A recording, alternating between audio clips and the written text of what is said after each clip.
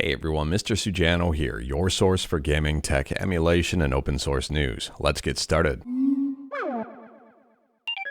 Alright, to kick things off, we're talking about something that was probably the most talked about thing in the last 12 hours or so, and that is the Game Awards. Now, to be honest with you, I was highly skeptical and highly critical of the Game Awards. I wasn't a fan that they allowed DLC to be eligible for something like Game of the Year. I watched the Game Awards. I was very surprised with everything. I was very impressed with everything. And I think I was the most impressed with the game reveals. Now, first and foremost, Game of the Year went to Astrobot. Astrobot cleaned house. They got 4 awards total last night, which was 4 more awards than I expected them to get. I was very pleasantly impressed and surprised that Astrobot did so well at the Game Awards. And Balatro won 3 awards. And surprisingly here, Elden Ring did not win one single award. Now, my favorite award of the night had nothing to do necessarily with a specific game, but more or less game developers. Amir Satvat won something called the TGA Game Changer Award. It was the first time they awarded it, and this person has done wonders for the game developer community. Now, it's absolutely no secret that game companies have been laying off developers left, right, and center. I mean, we've talked about a lot of that on this channel. And Amir has a website here to help game developers get back on their feet. He offers a ton of services, mostly for them finding a new job. The kicker here is all of this stuff is free. Amir does not charge. Where you think it would be a great opportunity to make a few bucks, Amir doesn't charge a dime. And there's quite a bit here. A job seeker list, free. Community network and support services, free. And that includes access to mentors, CV and LinkedIn profile reviewers, mock interviews, and even more.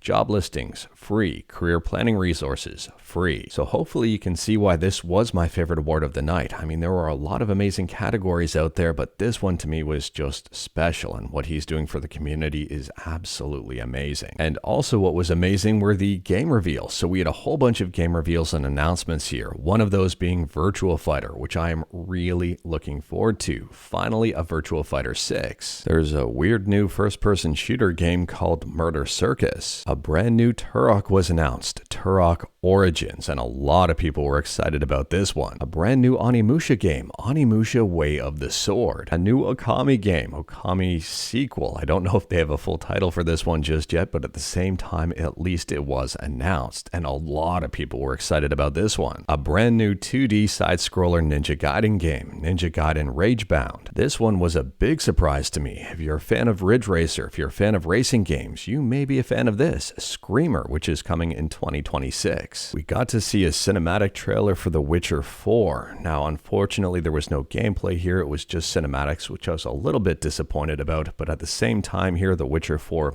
is looking good, I guess.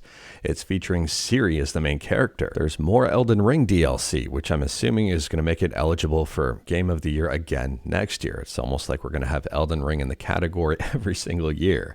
Anyways, it's Elden Ring Night Rain. This is an interesting one, and apparently this trailer is using the in-game engine. It's called Intergalactic the Heretic Prophet. They showcase some Helldivers 2 Omens of Tyranny stuff, which is now live. From the makers of Like a Dragon, they announced Project Century. I don't know what this game is going to be called, but at least we've got the project name for it. Borderlands 4 and even more. Now, if you wanted to check out anything in specific, just head to the Game Awards YouTube channel and they have videos individually broken out. You can even check out winners of specific categories. Or you can just go to the live stream and just scroll across to where you want to watch and go from there. Honestly, I was impressed with the Game Awards this year. They were a lot better than I was expecting. Let me know your thoughts about the Game Awards in the comments below.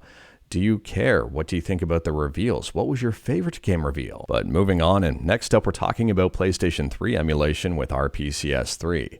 Now, if you're interested in the PS Move, you may be interested in a bunch of improvements that RPCS3 has just made. For example, they've got 3 recent improvements: fetch calibration and implement orientation for the Move tracker, try to filter out noise, and improve mouse handler orientation to potentially make mouse movements less crazy. So if you are interested in the PS Move, you may want to make sure RPCS3 is updated, as they've made even more improvements here. They've been making a lot of improvements to the PS Move lately, and I'm very curious to see its overall state. For full transparency, I don't use the PS Move, but at the same time, if you do, Let me know your thoughts about its current state with these updates in RPCS3 in the comments below. But moving on, and next up we're talking about Wii U emulation with Cemu, and it appears the community-driven graphics packs have gotten a few big updates. Graphics Packs version 923 here adds updates for Xenoblade Chronicles X as well as Donkey Kong Country Tropical Freeze. On top of that, they've added in anisotropic filtering for Wind Waker HD and Twilight Princess HD. They say Donkey Kong now has Coin Banana and live cheats. And Xenoblade Chronicles X now has options to change many attributes of your party, like name, height, chest size, weapons, and even more. And on a side note there, the most recent graphics pack version 924 adds ultra-wide zoom and culling fixes plus an FOV pack for Tekken Tag Tournament 2. Next up is a friendly heads up that over on GOG, the Whispered World Special Edition is 100% free. And these games don't have DRM. Now, the Whispered World is a point-and-click adventure. It may not necessarily be everyone's cup of tea, but at the same time here, free is free, and it may be worth checking out. Next up, we're quickly talking about the Intel Arc B580. Now, we talked about this one last week when I was on vacation, when Intel announced the B580 and B570 new GPUs. Anyways, here the reviews are starting to come in for these things, and they seem very impressive. The price-performance ratio seems to be in a very nice sweet spot. I am very curious to see how Linux support is going to be with these brand new GPUs here, but at the same time, a lot of reviews are coming in and a lot of people seem to be very, very impressed with it. So if you've seen reviews, let me know your thoughts about it in the comments below and if the price point of these are attractive or not. And for some added context here, the B580 is priced at about $250 US. So I'm assuming that trying to get your hands on one of these may be a bit difficult initially as they're new and popular. And last up here, we're talking about the arguably highly controversial SuperSEGA FPGA. It just seems that everything the person behind the project does results in even more controversy.